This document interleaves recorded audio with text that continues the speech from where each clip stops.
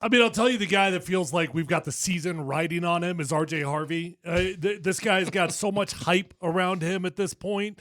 I mean, he's got to be the most special second-round selection in the history of the Denver Broncos. It feels a little silly, doesn't it? I mean, were we piling? We identified this guy. We traded down. We knew that nobody else was going to take him because, nobody else was going to take him till the fourth round. But he's our guy. And you know what? It's gotten so much hype. It's even on a national stage. Every time I read an ESPN article, all they can talk about is RJ Harvey, names that you might not know, the best fits in the NFL. Look, I hope everybody's right. I'm just saying this dude has got a lot riding on him. I'm thinking of, off the top of my head, 2 running backs that were drafted ahead of RJ Harvey for the Broncos over the years, and it does not feel like they came with this much expectations on their shoulders. And I'm just thinking of Noshawn and Monte Ball, who were both taken. Well, Noshawn was a first-round pick. Monte was a high second-round pick. Are there any other running backs taken higher than RJ Harvey that you can think of for with the Broncos? Yeah, for the Broncos. Floyd Little. Floyd, that is a good one. But there was a lot riding on him, and he delivered. He kept football in Denver, Colorado. We should all be grateful for that. But, okay, Floyd. But that was in the 60s. That was when they were just scratching to survive. But the franchise, that's his nickname for a reason.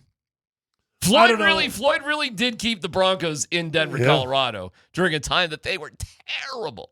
The only thing I disagree with on your take there is I think there was a lot riding on Noshawn. Really? Oh, yeah. Yeah. And in early goings, it did not go well.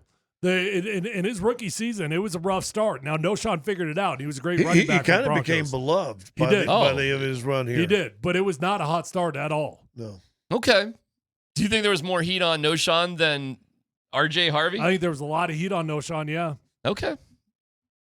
Harvey's got I'm kind a lot of agreeing with you. It feels like there's way too much pressure on this RJ Harvey guy. Like Noshawn Marino, what year was it? Noshawn, let's see, that'd be 2009 or 10. No, that'd be, 2009. It was the same year as Robert Ayers because they were both first-round draft picks. So 15, 16 years, fair?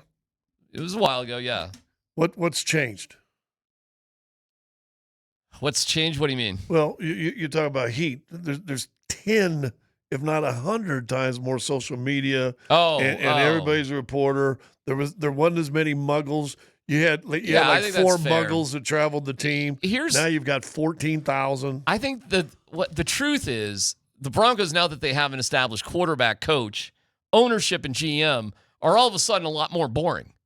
And so to your point, this RJ Harvey thing is like the biggest stretch. But the truth of the matter, this is a late second-round running back. Hold your horses, everybody. That if you're being honest, did you even know the dude's name when we drafted him? It was one of those like, oh, yeah, that guy, because you were reminded of the CU-UCF game. And it's like, oh, yeah, that guy. Okay, yeah. It was like one of those guys. You needed a refresher. Yeah, it wasn't top. It wasn't a guy that we talked about when we talked about running backs. And anybody who says they were is lying to you. Whether we know the top running backs, we were all sort of on the tip of our tongues. He wasn't one of them.